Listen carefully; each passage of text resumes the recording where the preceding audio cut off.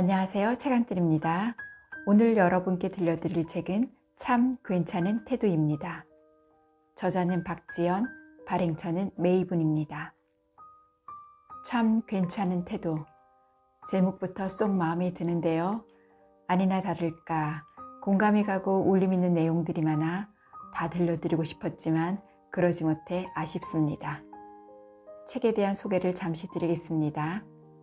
이 책은 2007년 KBS 다큐멘터리 3일의 VJ로 출발해 현재 TVN 유키즈 온 더 블럭의 다큐멘터리 디렉터로 일하고 있는 저자가 길 위에서 만난 수많은 사람들에게 배운 삶의 의미와 단단한 인생의 태도들을 정리한 책입니다.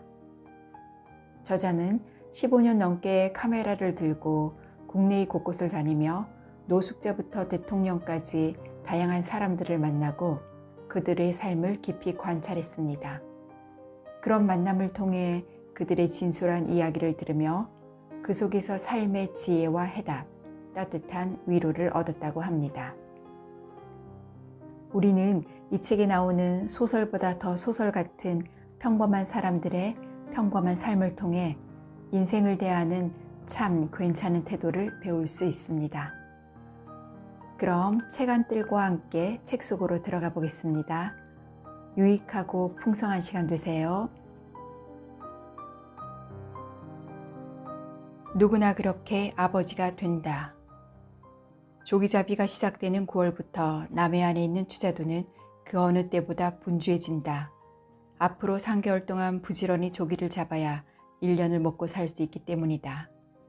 그래서 추자도 사람들은 조기를 돈조기라고 부른다. 나는 그 중에서도 섬의 막내 선장 배를 동행 취재하기로 했다. 32살 선장은 섬에서 나고 자랐다. 어릴 때부터 선장인 아버지의 삶을 봐온 그는 다짐했었다. 자신은 배를 타지 않을 거라고, 절대 아버지처럼 살지 않겠노라고. 그러나 어느 순간 자연스럽게 배를 타게 되었고 지금은 아내와 갓돌 지난 딸이 있는 가장이자 한 배의 선장이 되었다. 바다가 일터인 그는 수시로 일기예보를 확인하고 또 확인한다. 그런데 야속하게도 풍랑주의보가 며칠째 이어지고 있었다. 그러나 더 이상 기다릴 수 없었던 그는 거친 파도를 감당할 각오로 출항을 결정했다. 그의 아내가 딸을 데리고 남편을 배웅하러 항구로 나왔다. 추자도 사람들이 출항하는 이에게 절대 하지 않는 말이 있다. 안녕이라는 말. 안녕이라고 말했다가 정말 마지막 인사가 될까봐 염려되기 때문이다. 그의 조기자비 배는 아담했다. 구조 또한 단순해서 선장실과 갑판 밑에 선원들이 단체로 쓰는 공간이 다였다. 물론 화장실은 없었다. 배 뒤편에 동그란 구멍이 있고 그 앞에 판자 하나 가려놓은 데가 간이 화장실이었다. 내가 여자라고 해서 특별히 배려해 줄 수 있는 상황이 아닐 거라고 짐작은 했지만 막상 배를 둘러보니 더 난감했다. 왜 하필 풍랑주의보일 때 촬영을 오게 되었을까? 내가 과연 이 거친 파도를 견뎌낼 수 있을까? 그런 생각들로 머릿속이 복잡한데 선원 중 한 명이 내게 다가오더니 생수 한 병을 챙기라고 당부했다. 그 한 병의 물이 며칠 동안 내가 세수하고 양치할 물이 될 거라면서. 선장이 된 지 이제 2년, 막내 선장은 배에 타면서 아버지 생각을 더 많이 한다고 했다. 아버지는 그보다 더 어린 28살의 선장이 되었다. 어릴 적 아버지는 늘 그에게 말했다. 나는 못 배운 것이 한이니 너는 많이 배워서 나처럼 고생하지 마라. 그러나 추자도에는 아버지가 열어준 백기를 이어받아 선장이 된 아들들이 대부분이었고 그도 그중 한 명이 되었다. 기왕 바다로 나갔으니 만선을 꿈꿔보지만 그게 그리 쉬운 일은 아니다. 좋은 어장에는 당연히 사람이 몰리는 법, 좋은 자리를 차지하기 위해 다른 배들과 경쟁을 벌여야 할 때도 있다. 그때마다 어느 자리가 좋을지 선택하는 것은 온전히 선장의 몫이다 보니 부담도 크다. 아버지는 이런 부담감을 어떻게 평생 견뎠을까 싶단다. 풍랑과 싸워가며 하루를 꼬박 달린 끝에 배는 멈추었고 새벽 5시 벨이 울리자 선잠을 자던 선원들은 일어나 투망 준비를 시작했다. 거친 파도가 몰아쳐 배가 이리저리 흔들리고 비까지 내리니 갑판 위에 똑바로 서 있기도 힘들었다.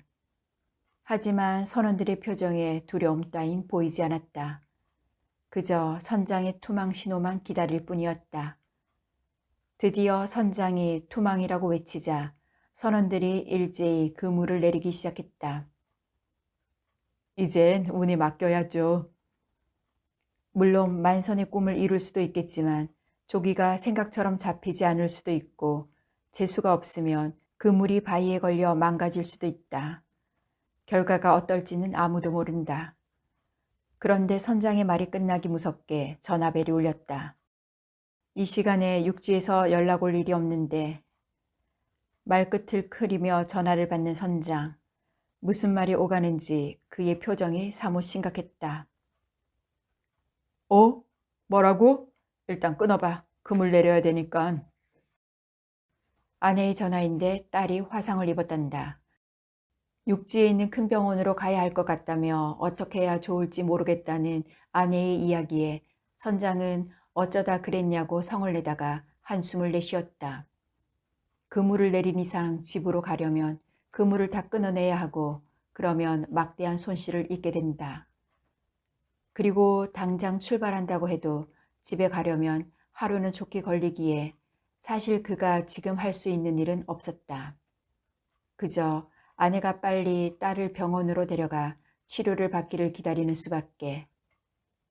가뜩이나 긴장되는 투망 시간에 딸이 아프다는 소식까지 전해 듣자 선장실의 공기는 수만 번 크게 내쉬기 어려울 정도로 얼어붙었다. 선장은 말없이 작은 창을 통해 그물만 뚫어져라 쳐다봤다. 그때 그의 굳어있던 옆얼굴이 아직도 생생하다. 해가 밝자 다행히 아내로부터 응급처치를 잘 받아 괜찮으니까 걱정하지 말라는 연락이 왔다. 그제야 비로소 선장은 긴장이 풀린 듯 한숨을 돌렸다. 마음이 안 좋죠. 제가 만약 육지 생활을 했으면 같이 가줄 수도 있잖아요. 제 직업이 이렇다 보니 옆에 못 있어주고 그게 아내한테 미안하죠. 아내 혼자 다 해야 되니까. 그물을 바다에 던지고 4시간 정도 지났을까. 선장은 선원들과 함께 그물에 걸려든 조기를 하나라도 놓칠세라 부지런히 그물을 걷어 올렸다. 심하게 흔들리는 배 위에서 중심을 잡으며 묵묵히 그물을 걷어 올리는 선장을 카메라로 담고 있자니 문득 그런 생각이 들었다. 나의 아버지도 저런 하루들을 보내왔겠구나.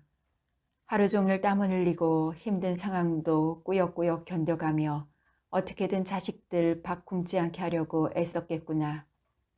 집에 일이 생겨도 걱정은 되는데 가보지 못하는 마음은 참 무거웠겠구나.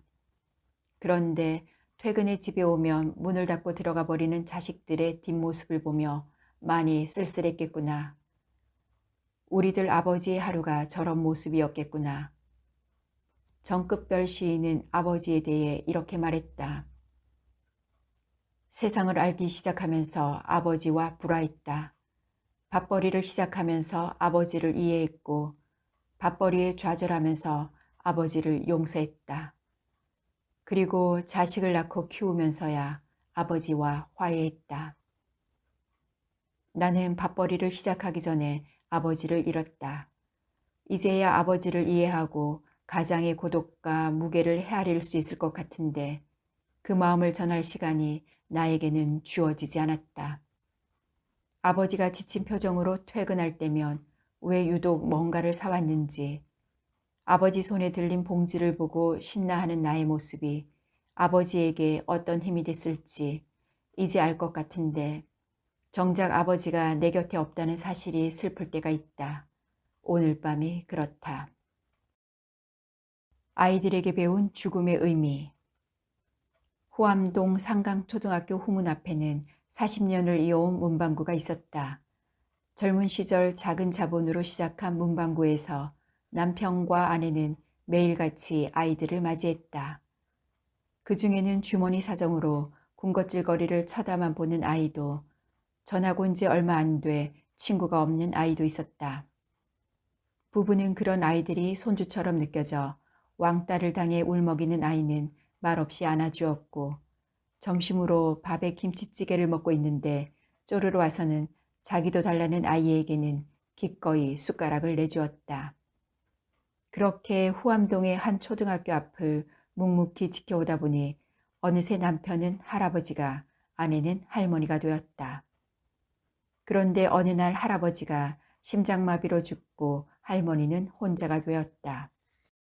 남편의 빈자리가 너무 크게 느껴졌던 할머니는 슬픔에 잠겨 이제 그만 가게 문을 닫을까 고민했지만 아이들이 삐뚤빼뚤 남긴 쪽지들을 보고 마음을 다잡았다. 할머니, 너무 힘들어하지 마시고 언제나 힘내세요. 할머니, 제가 문방구 많이 올게요. 슬퍼하지 마시고 힘내세요. 다시 힘을 내어 혼자 문방구를 지켜온 지 2년. 아직도 할머니에게 남편의 빈자리는 많이 커 보였다. 문득 상강초등학교 아이들에게도 할아버지의 빈자리가 느껴질지 궁금해서 아이들을 만나 물어보았다. 할아버지가 돌아가셨을 당시 아이들은 모두 오늘은 문방구를 쉽니다 라는 표지판을 보고 깜짝 놀랐다고 했다.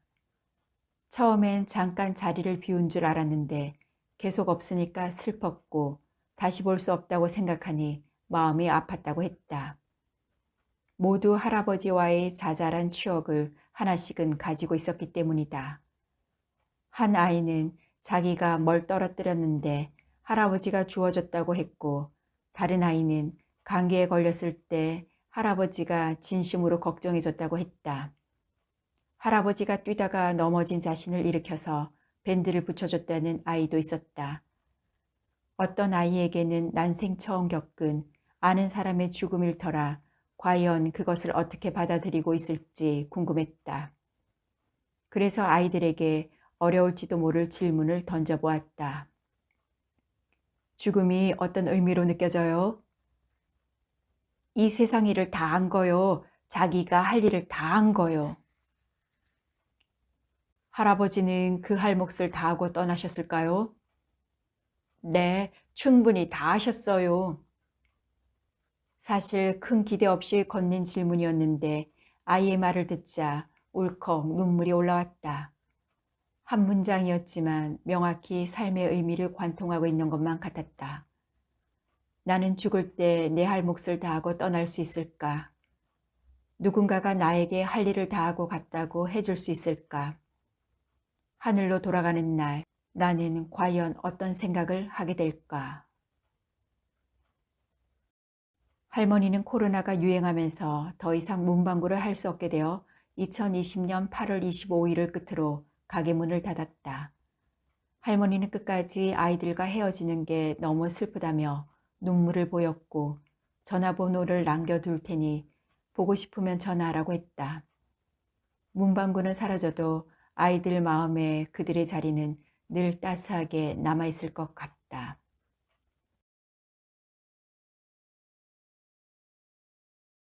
사람이 온다는 건 그의 일생이 오는 것이다. 다큐 3일 방송을 위해 명동거리를 취재할 때의 일이다. 땅값 비싼 명동에만 있는 특별한 구조의 공간이 있었다. 빌딩과 빌딩, 건물과 건물 사이의 틈새 공간을 가게터로 활용하는 것. 내가 찾은 그 가게도 그런 구조의 공간이었다. 지나가다 처음 봤을 때는 그냥 건물과 건물 틈새에 가판대를 차려놓고 장사를 하는 줄 알았다. 그런데 가게 사장은 밖에 보이는 게 다가 아니라고 진짜는 이 안에 있다고 말했다. 그러면서 나를 가판대 안쪽 비밀 통로로 초대했다. 건물 틈 사이 좁은 공간에 뭐가 있을지 전혀 예상이 안 되었기에 나는 얼른 카메라를 들고 그녀를 쫓아갔다. 들어가 보니 통로의 폭은 겨우 한 사람이 지나갈 수 있을 정도로 좁았고 양쪽이 벽으로 막혀 있어 햇볕이 들지 않는 탓에 낮인데도 어두웠다. 한참 그녀의 등을 보며 따라 들어가니 낡은 목조 사다리가 보였다. 사다리 위 세상은 그야말로 놀라웠다. 여기에 무슨 공간이 있을까 싶었는데 거기서 잠도 잘 수 있다고 하고 그 옆 작은 공간에서는 세수도 하고 식사도 한다고 했다. 좁은 공간이지만 그릇과 접시, 세면도구, 가스레인지 등 살림에 필요한 최소한의 것들이 살뜰하게 준비되어 있었다. 사람 많은 명동거리, 화려한 건물들 사이에 이런 삶의 역사가 흐르고 있을 거라고 누가 상상이나 했을까. 신기한 마음으로 사다리 위 세상을 구경하다 보니 문득 만화 피너츠의 주인공인 스누피의 집이 떠올랐다. 알다시피 스누피는 빨간 집에 사는데 그 집안이 공개된 것은 내 기억에 딱 한 번이었다. 스누피가 집 안으로 들어서자 일단 계단이 나왔다. 계단을 따라 내려가자 각종 트로피와 스포츠 도구들, 캐비넷이 있는 거실이 보이고 마법 연구를 위해 마련된 연구실과 여러 방들이 있었다.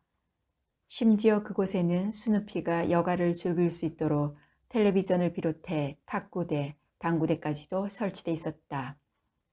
스누피의 펄럭거리는 귀를 따라 집안 곳곳이 하나씩 보여질 때마다 나는 왠지 짜릿하고 통쾌했다. 그래봤자 계집이라는 사람들의 통념을 보란듯이 뒤엎은 너무나 멋진 공간이었기 때문이다.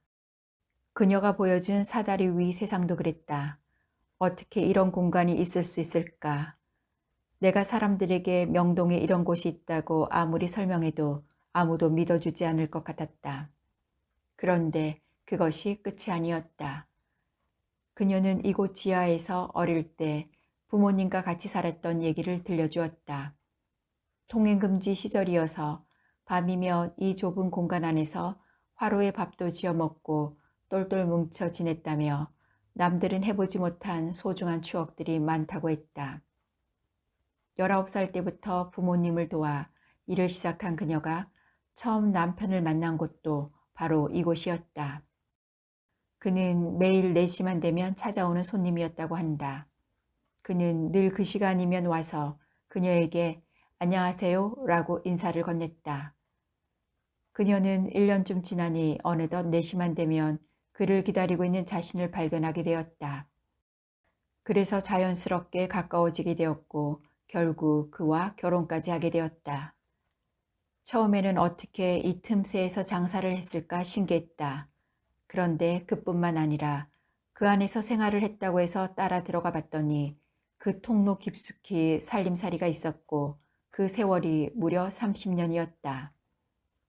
무엇보다 그 공간이 빛났던 이유는 그녀가 그곳에서 보낸 시간과 삶을 긍정했기 때문이다. 남들이 보면 말이 안 된다고 할 수 있는 공간에서 장사를 하고 있지만 그녀는 명동거리의 지난 역사를 꿰뚫고 있으며 그 발전을 함께해온 사람으로서 무한한 자부심을 가지고 있었다. 만약 내가 방송 때문에 취재를 하지 않았더라면 나는 그녀를 만나지 못했을 테고 그랬다면 건물과 건물 사이 통로에 숨어있는 놀라운 공간을 보지 못했을 테고 그랬다면 나에게 그녀는 그냥 명동거리에 있는 수많은 상인 중 한 명으로 남았을 것이다. 하지만 그녀를 취재한 후 명동거리는 나에게 그전과 다르게 다가왔다.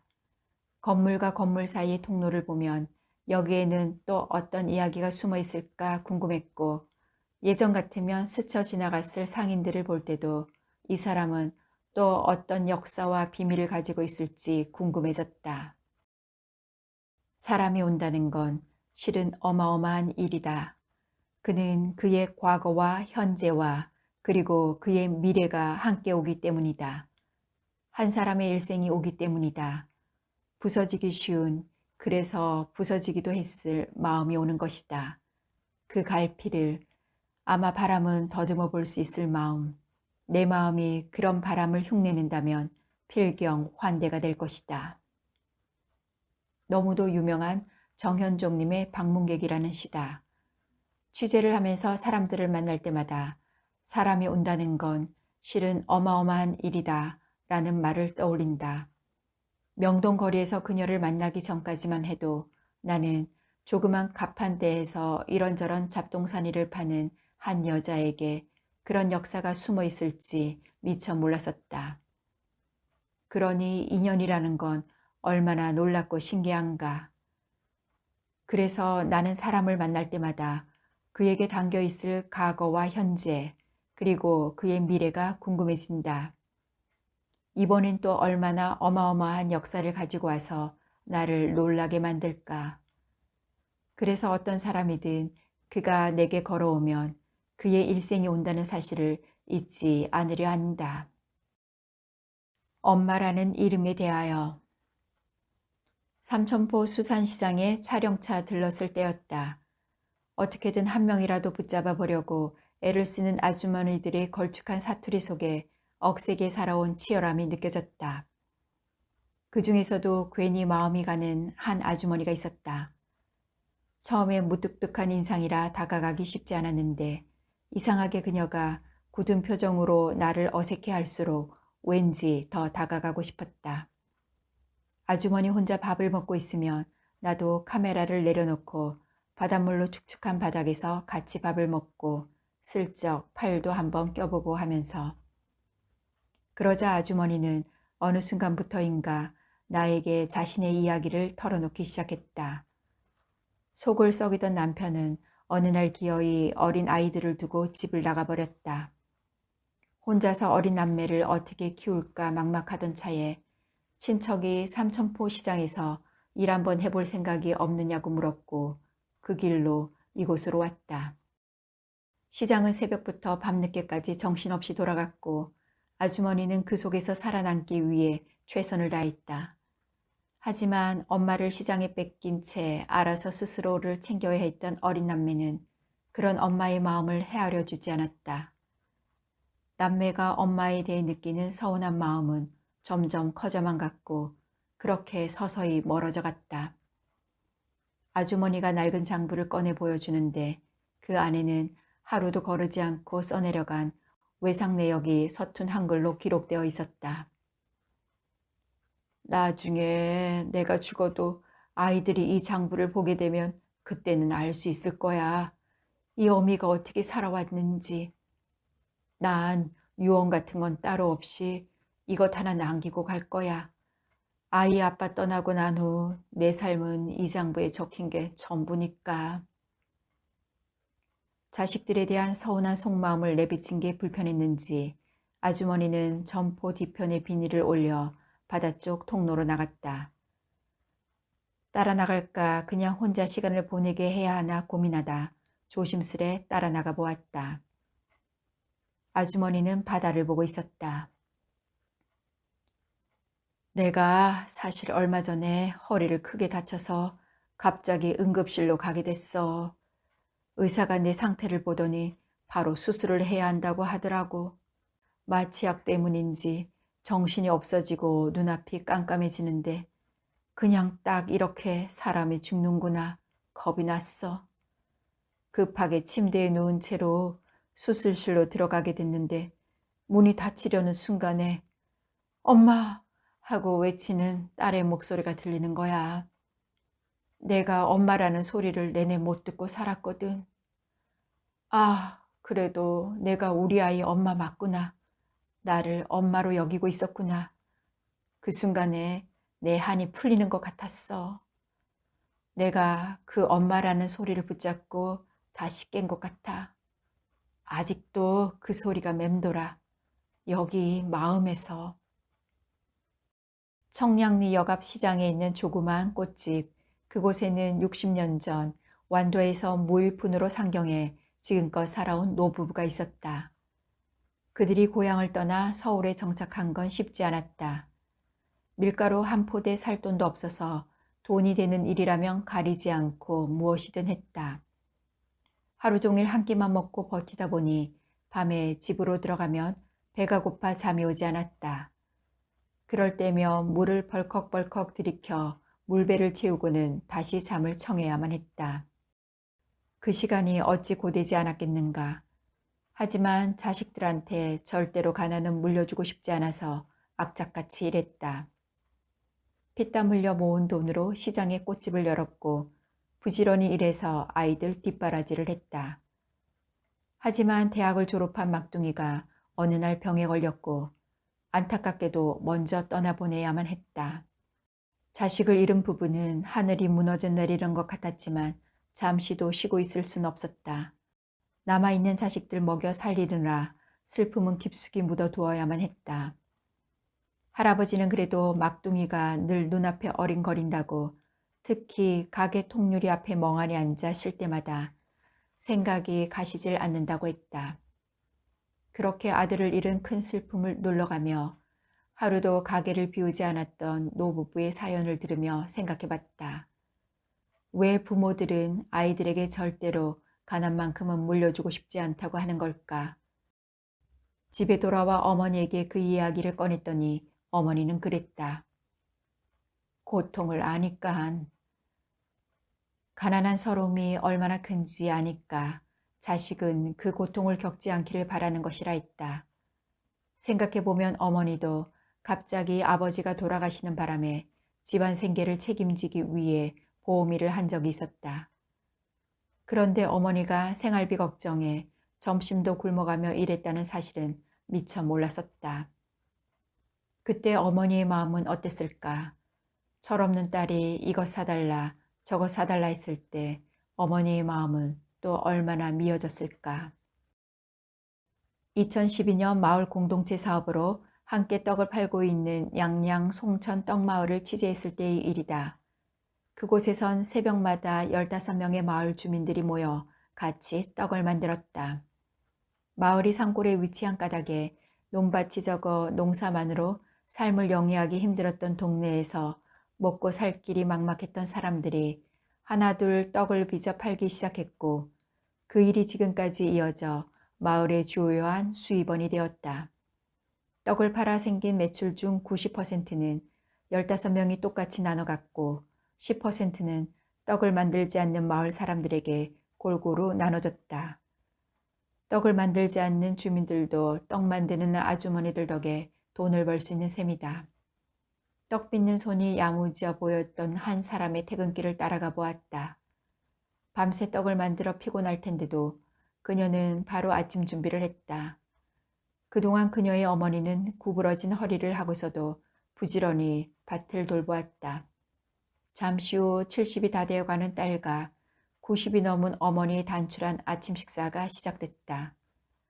아버지는 딸이 어릴 적 이북으로 건너갔고 21살에 혼자가 된 어머니는 나물판 돈으로 딸을 먹여 살려야만 했다. 아침밥을 먹자마자 허리 한번 못 펴고 마당에 펼쳐놓은 돗자리 위에 나물을 말리는 두 모녀. 그러다 잠시 쉬는 시간 어머니의 주름진 얼굴을 한참 바라보던 딸이 마음 깊이 숨겨두었던 속내를 털어놓았다. 어렸을 때 어머니가 날 두고 도망갈까봐 그렇게 어머니 꽁무니를 쫓아다녔어요. 마을 할머니들이 저까지 애를 뭐하러 데리고 사냐고 계속 그랬거든. 어머니께서 많이 고우셨어요? 아유, 예뻤어요. 내가 국민학교 다닐 때 운동회를 했는데 우리 어머니가 남색 치마에 연분홍 저고리 입고 와서 얼마나 기분이 좋았던지. 난 우리 어머니가 맨날 일만 하는 사람인 줄 알았거든요. 그러다 어머니가 시집 간다고 했을 때 내가 얼마나 울었는지 몰라. 지금도 그 생각만 하면 눈물이 비오듯 해요. 어머니가 날 버리고 가면 나는 어찌 살까 싶었거든요. 결국 나 때문에 시집을 못 갔어요. 그런데 이제 와서 생각을 해보니까 어머니 청춘을 내가 다 빼앗은 것 같아. 저렇게 허리가 구부러진 할머니가 되도록 효도도 잘 못하고 이제는 일 좀 쉬엄쉬엄 하라고 해도 또 저렇게 일을 하고 지금도 사랑으로 나를. 딸의 마음을 아는지 어머니는 먼 곳을 보며 상념에 잠겨 있었다.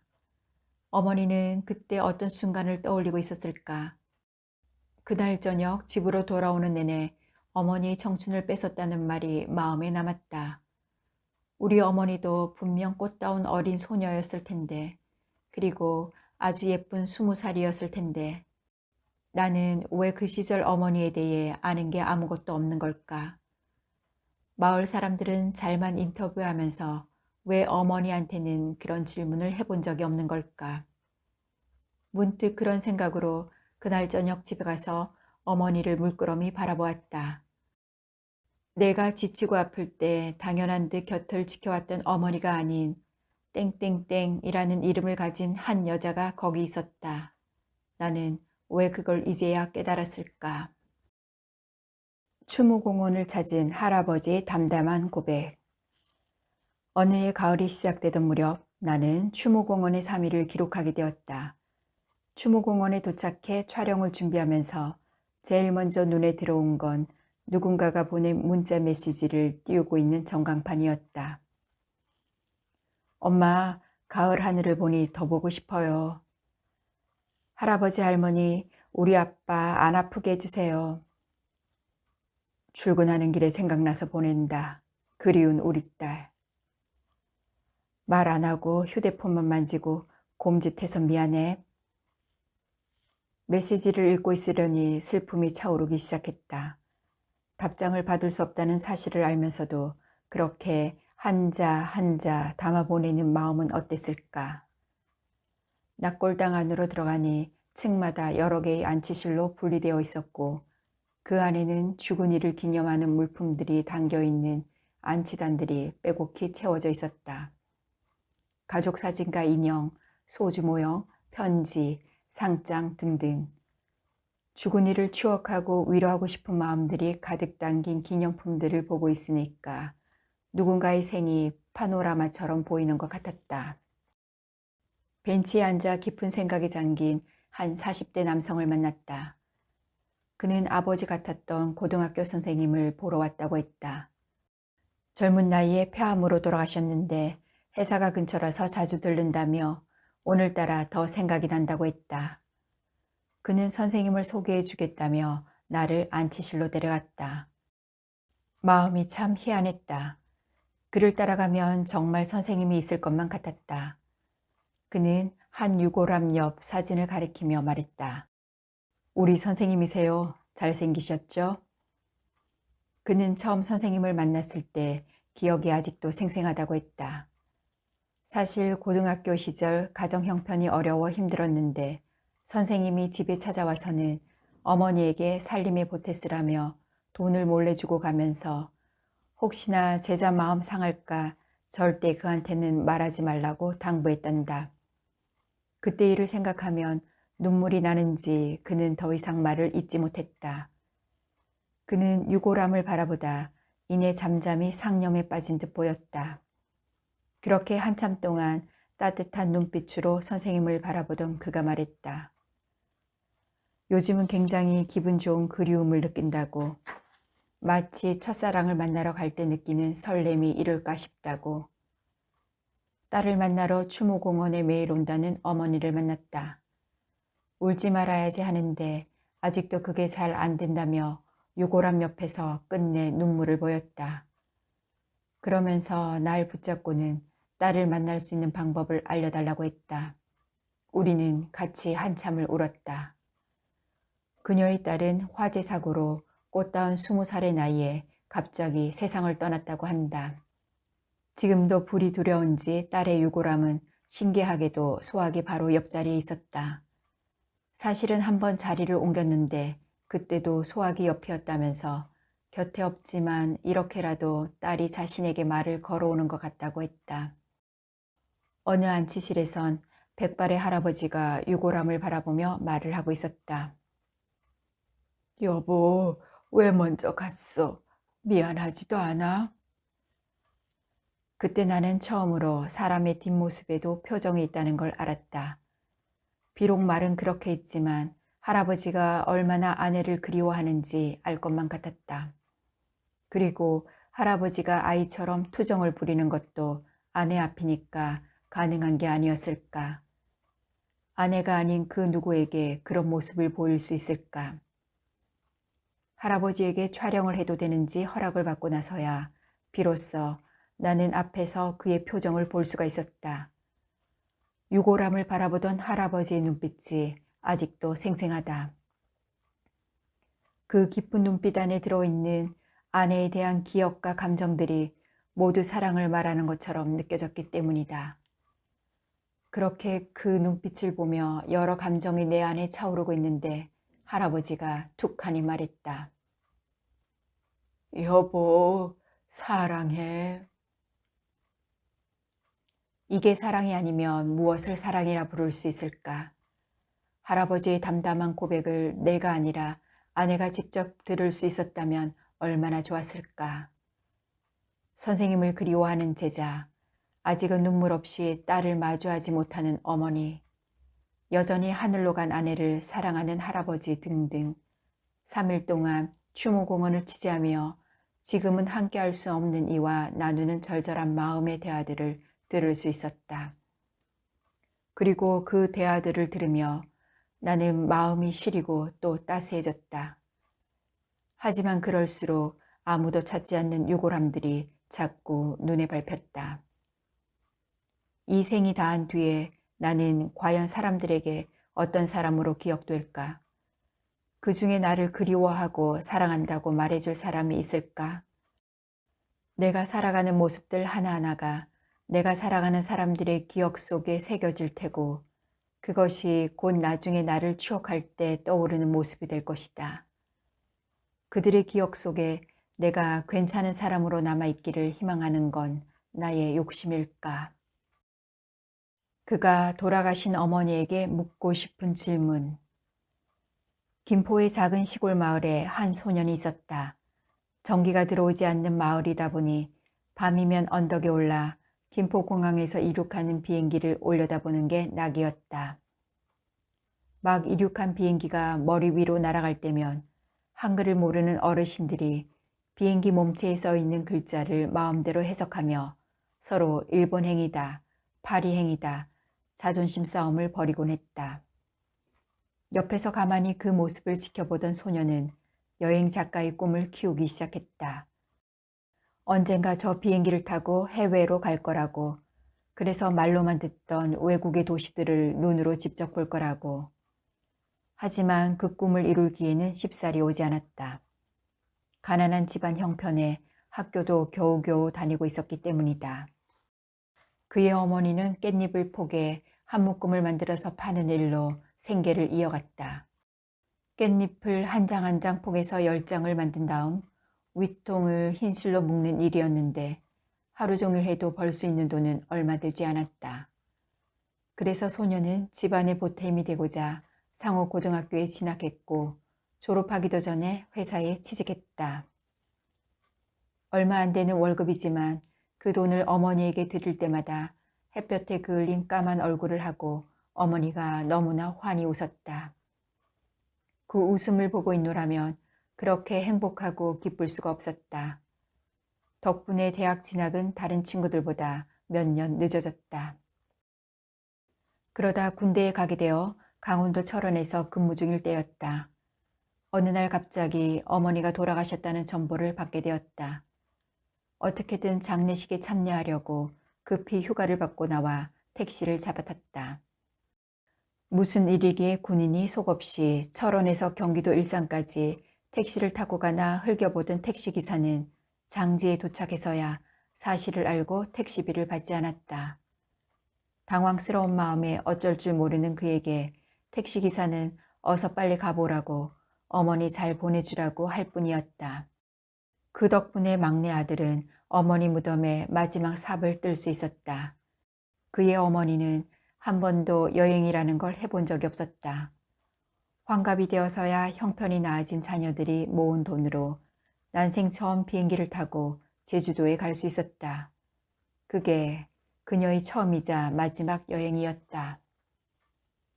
어머니는 그가 어렸을 때 언덕에 같이 올라 비행기를 올려다보며 너는 저 비행기를 타고 온 세상 구경하고 살아 라는 말을 자주 했다고 한다. 그는 어머니의 바람대로 비행기를 타고 온 세상을 구경하고 다니는 여행 작가가 되었다. 하지만 이제 그의 곁에는 어머니가 없다. 어머니가 환히 웃는 모습을 보고 싶은데 볼 수가 없는 것이다. 미국 의학 분야 학술 연구 평가 기관인 엑스퍼트 스케이프 선정 췌장 절제술 분야 전 세계 상위 0.1%로 뽑힌 명의 강창무 교수. 그는 수준 이상의 논문을 쓰면 검색 엔진에 등록이 되는데 최근 10년간 검색 엔진에 등록된 전 세계 2만여 명의 의사 중 50명 안에 들 정도로 많은 논문을 썼더라. 나름대로 열심히 연구했다는 생각이 들어 뿌듯했다. 라고 했다. 그에게 물었다. 신의 손을 갖게 된다면 시간을 돌려 고치고 싶은 환자가 있나요? 그러자 그는 어머니를 고치고 싶다고 했다. 그가 의과대학에 들어가 2년차가 됐을 무렵 그의 어머니는 대장암 수술을 받았다. 요즘 대장암은 조기 진단으로 완치되는 경우가 많지만 당시만 해도 그렇지 않았다고 한다. 수술 후 암이 재발했고 어머니는 치료를 받다가 결국 돌아가셨다. 마지막에 병원에서는 해줄 게 없으니 퇴원을 권유했다. 어머니가 집에 와서 많이 힘들어 하셨는데 난 정말 철이 없었다.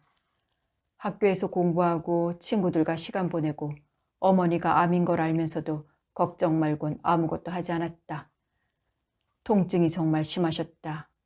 암이 뼈까지 전이돼 힘겨워하셨는데 그때 진통제 하나 못 드렸다는 게 너무 속상하다.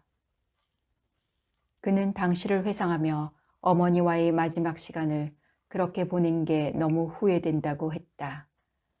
그때 자신은 어머니를 보낼 준비가 아직 안 되어 있었고 의대 학생이지만 할 수 있는 게 하나도 없는 자신에 대한 무력감에 그냥 죽음을 외면한 것 같다고 했다. 그래서 그는 자신을 찾아오는 환자와 보호자들이 남 같지 않단다. 자신 또한 말기암 환자의 가족이었기에 그 심정을 누구보다 잘 이해하기 때문이다.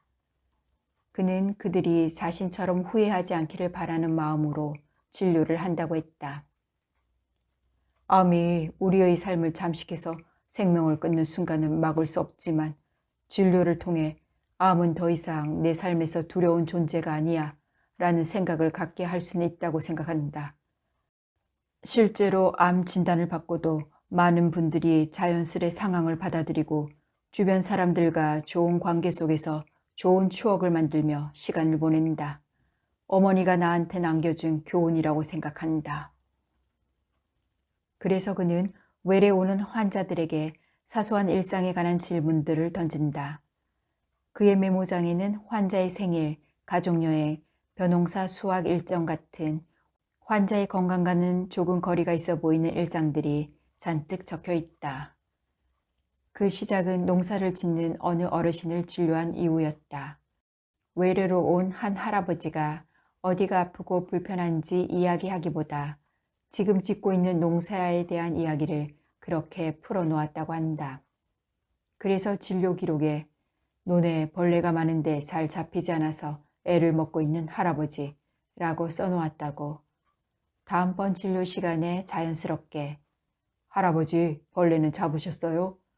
라고 물어봤더니 할아버지가 아니 의사 선생님이 그걸 기억하고 있어요? 하며 엄청 반가워했다고 한다.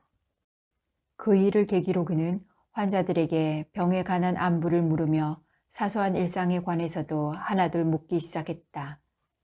병을 치료하는 것도 중요하지만 좋은 추억을 만들고 소중한 일상을 잘 가꾸어 나가는 것 또한 중요하다고 생각하기 때문이다. 그가 만약 돌아가신 어머니를 살려낸다면 같이 하고 싶은 것도 아주 사소한 일상을 나누는 것이다. 어머니가 돌아가신 지 26년 정도 됐다. 어머니 얼굴이 잘 생각이 나지 않는다. 그런데 신의 손이 있다면 정말 어머니를 살려내고 싶다. 어머니를 치료해서 내 딸도 보여드리고 싶고 좋은 추억과 기쁨도 나누고 싶다. 그는 끝내 눈물을 보였다. 췌장암 사망률이 높긴 하지만 그는 어떻게든 환자를 살리려 노력하고 환자와 보호자들이 마지막 시간을 조금 더 의미 있게 보낼 수 있도록 돕고 있다. 하지만 어머니를 생각할 때마다 여전히 죄송한 마음뿐이다. 그는 만약 어머니를 다시 만나면 묻고 싶다고 했다. 자신이 어떤 의사가 되기를 바라는지. 그런데 내가 본 그는 이미 그의 삶 속에 충분히 어머니의 대답을 들은 것 같았다.